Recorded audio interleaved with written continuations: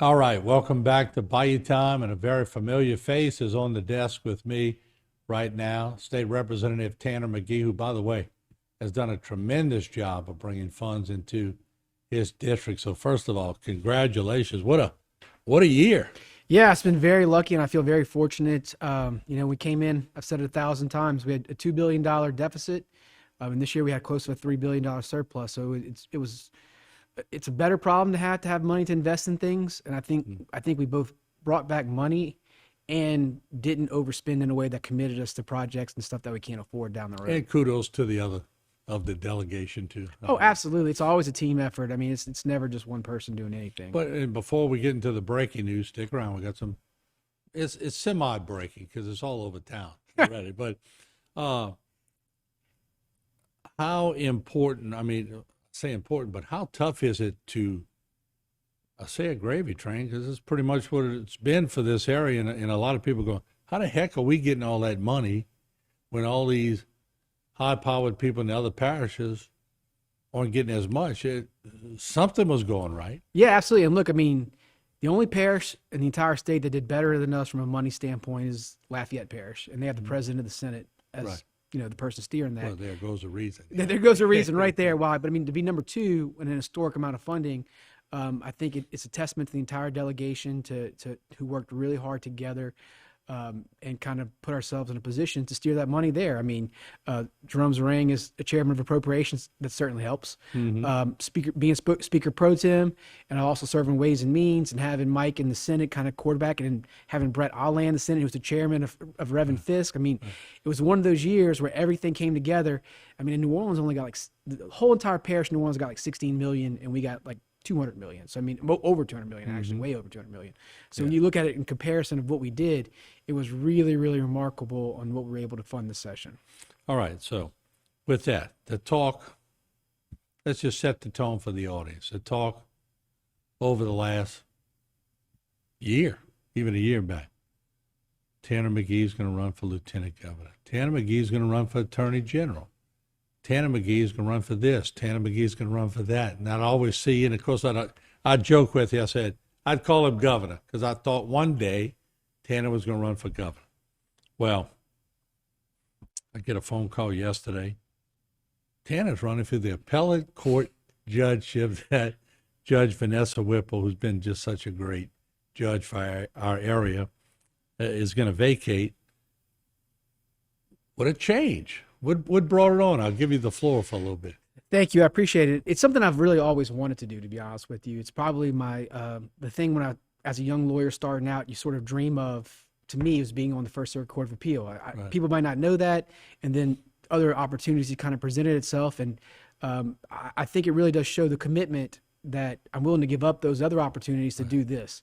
And Judge Whipple has always been somebody I admired. She was a very young lawyer when she ran for the First Circuit Court of Appeal, younger than I am now, actually. And she won straight from being a lawyer, became judge, and then became the longest serving chief judge in appellate court for Louisiana right now. So I mean, it was unexpected. I didn't really anticipate her not seeking her last election. And so when I heard the news, I kind of wanted to explore that opportunity. I immediately started getting phone calls, not only from Terrebonne and Lafourche Parish and St. Mary Parish, all over the state saying, hey, I think you'd be great for this. You need to really look at it. I go down in Destin this past year, and I was the presenter to the judges on updates and laws and everything else. So I've been involved. It just hasn't really been something that's been maybe in the public eye as much, because a lot of times the judicial stuff just doesn't really get the interest. But And it's different because, like, at lunch, I was on the phone with Chief Justice John Weeman. We speak every now and then, and they're so good at not talking about things that would seem to be out of the realm that they should talk about, because they have to be responsible. absolutely. Yeah, So, I mean, that's one of the differences. so you between- learn how to respect them. You got yeah, absolutely, and judges have a lot different duties and obligations than a normal state representative or somebody else does.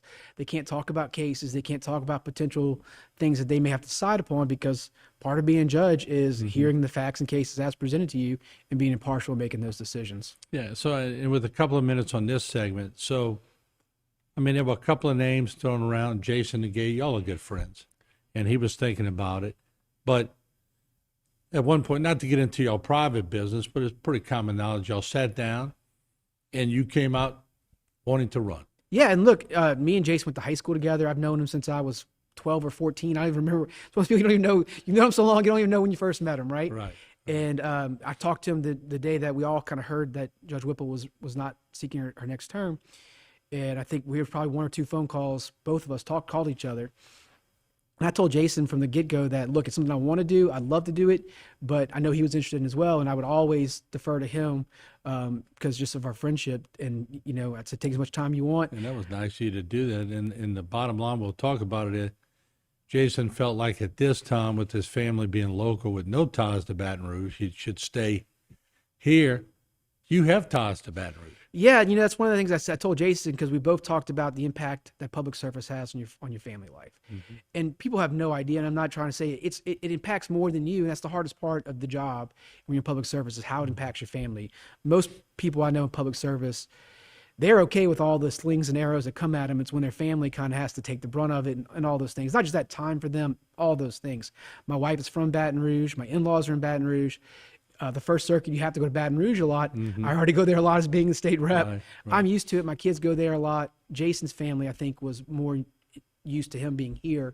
And so I think that he was wanting to be more, have the ability to keep living and being. And so with both of y'all, family comes first. Family comes first, absolutely. Joining us once again, State Representative Tanner Magee, who's made a pretty big decision that he is going to run for the First Circuit Court of Appeals. Now, that was Vanessa Guidry Whipple, Judge Vanessa Guidry Whipple. She's been there since 1991. And just to talk a little bit about Judge Whipple, she broke so many barriers. When she was campaigning, I remember how many women were running for office.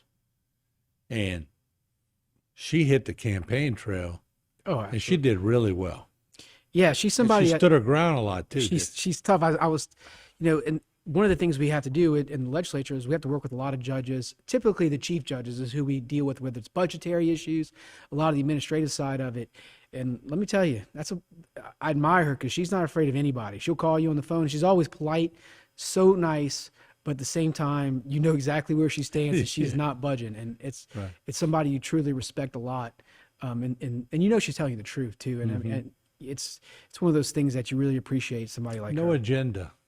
Yeah. Which is the way it ought to be. Absolutely. Just cut and dry. And just lay it out for me. I'll make a decision. Yeah, absolutely. It's sort of the way it goes. And look, she became a judge in this parish as a woman when, you know, there was no women really in that kind of position. I mean, mm-hmm. we still don't. I mean, she really was a mold-breaking person for that time, and the kind of courage it took to do that.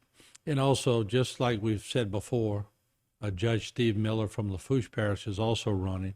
And we were talking during the break, and you know Judge Miller. Yeah, I love Judge Miller. I've known him for a while. You know, I practiced in front of him. He's a great guy. I tell everybody who's asked about it, if it's just me and him in the race and nobody else gets in, I got great news for everybody, which is the next First Circuit judge is going to be a good one. Yeah. And whoever wins. And that's the way an election ought to be. Yeah, I'm never going to make it about Steve. It's going to be about me and what my qualifications are. But especially a judge race. Absolutely. You would think it's higher standards, you know? It definitely should be. And thank God you're talking like that. All right. So in this district you're running, Ascension. Yes. Assumption, Iberville, Lafourche, Point Capet, St. Mary, Terrebonne, West Baton Rouge. Well, that's a diverse It's a big district. Isn't it? It is. It's a big district. You know, there's only 5 circuits of appeals, and, you know, the First Circuit's broken up into 3 districts, actually, and that's just one district of the First Circuit. So it's definitely a big geographical area that you have to represent and cover. But with Judge Whipple vacating, there would be no Terrebonne. Yes, that's, you know, we've had as many as all 3, I think, in the history of this mm-hmm. parish of the availability of available ones. In the last couple of years, Lafourche has won, or Lafourche candidates, I should say, have won the last 2, and so Terrebonne hasn't had anybody in a while step up to the plate and win an election to be that. Judge Pettigrew retired a couple of years ago. Yeah. Another appellate court judge that I really admired a lot. I used to have lunch with him maybe once or twice a week, and that was one of the great experiences of my life, was getting to know him and kind of that. And capacity. Back in my day, it was Judge Morris Lottinger and Judge Lewis Watkins, and mm-hmm. you know, those bigger than life names. Right. Oh yeah.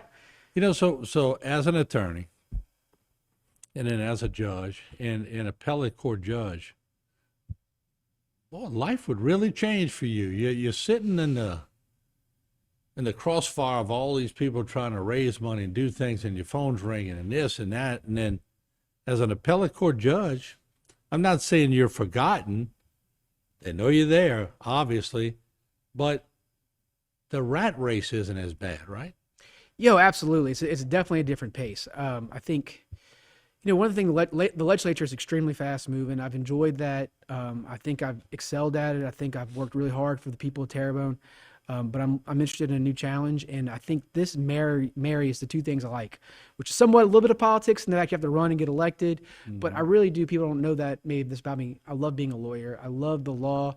I particularly like the legal aspect of it. In that a district court judge is more making decisions on the facts presented to him. An appellate court judge is making more decisions on theory of law. And that's a side of it that I really, really enjoy. In Baton Rouge, we're making the law, but we're not getting to really apply it. And this will give me the opportunity to do that. And it's, I don't want to say it's more cerebral, but I can't think of anything else right now. In the district court judgeship, you're sitting there with people, and it's happening right in front of you. Yeah. And in the appellate court, can I say it's probably a little more boring unless you really love law like you do? Absolutely. No, I think I think it's completely fair. I mean, you're not, one of the things about the district courts, people are always in your courtroom. People are saying things, doing things. You're getting, it's still a lot of action. Appellate court, you're not seeing any real people like we normally see them. You're actually reading the transcripts of what transpired. So you have to like to read. I tell everybody, I was raised an only child, Martin. I spent a lot of time alone in a room. So it's something, and reading was a part of that. It's a way to entertain myself as a kid. And so it's something that I've always enjoyed doing, and really something that I wish I've been wanting to get back to doing in my life. But the politics has taken so much time. So you're more of a student of the law. Absolutely. Yeah.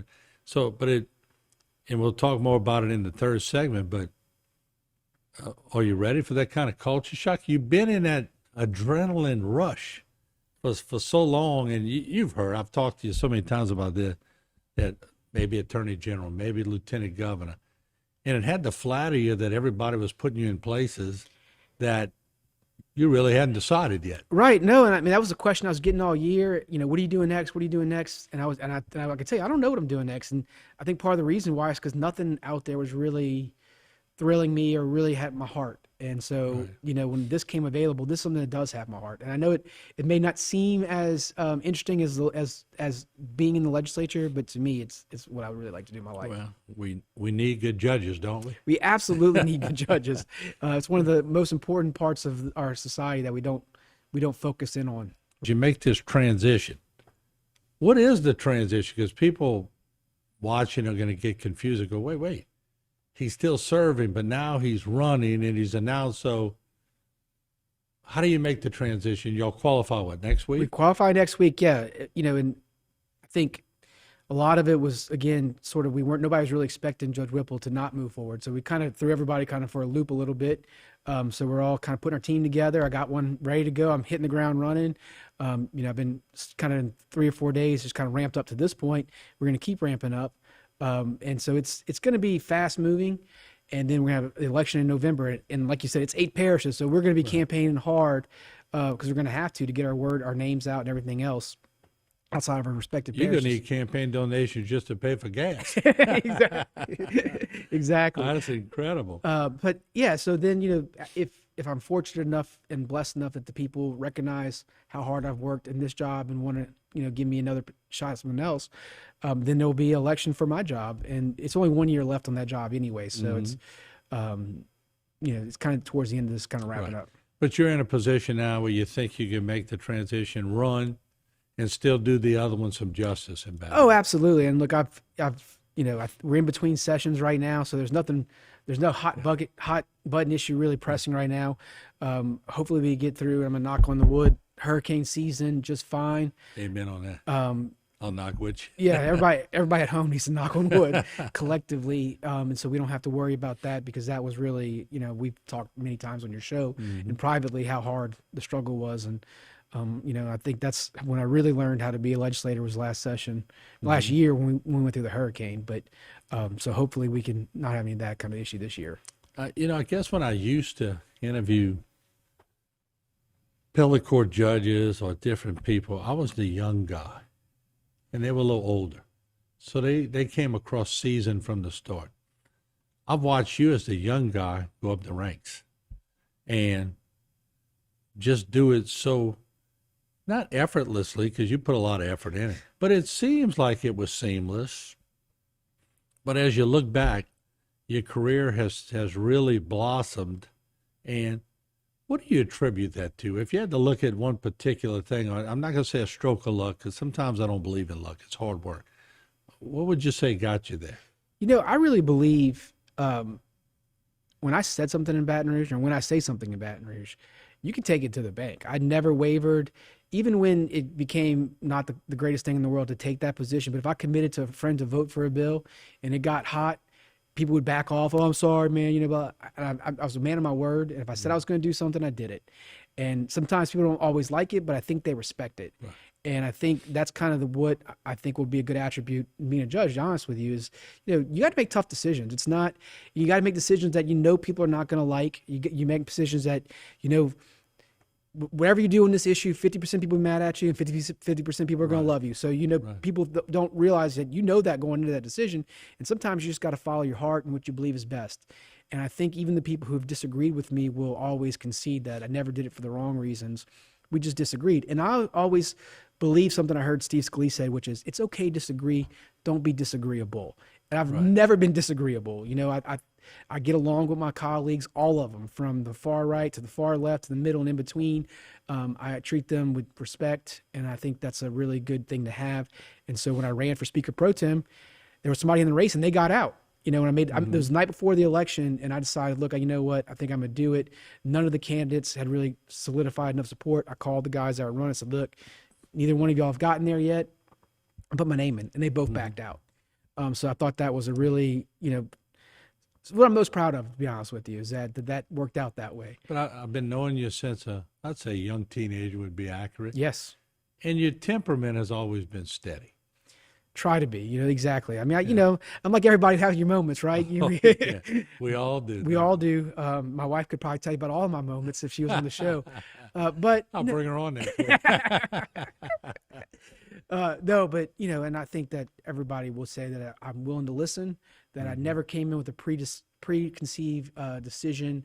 And I tell you all the time, y'all realize I read all the email you send me.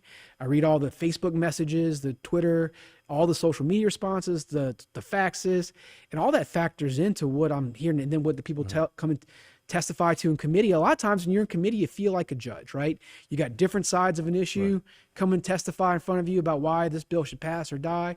And you've got to make a decision whether you're going to say yes or no on that bill in that moment. But as an appellate court judge, you're going to get some decisions in Baton Rouge coming before you that you would be able to say, I know all about this. Oh, absolutely. I mean, we've been involved in a lot of the laws that have been written. And I think the most important thing for a judge to do is just apply the law. I mean, just apply the law. You don't have to make the decision. You don't have to legislate from the bench. You just need to take the law and apply it to the facts. And don't make it based on politics. No. Make it based on the law. Based on the law. You get longer careers like that. And sometimes you might more respect. More respect. Exactly. I think you may upset people in the short run when you act that way, but you also achieve. Just like you said about Judge Whipple when you said it today. You said, look, she stood her ground, but she had strong beliefs in what she did, but she always applied the law. Mm-hmm. So respect. Nobody ever thought that she was doing something for the wrong reasons. There you go.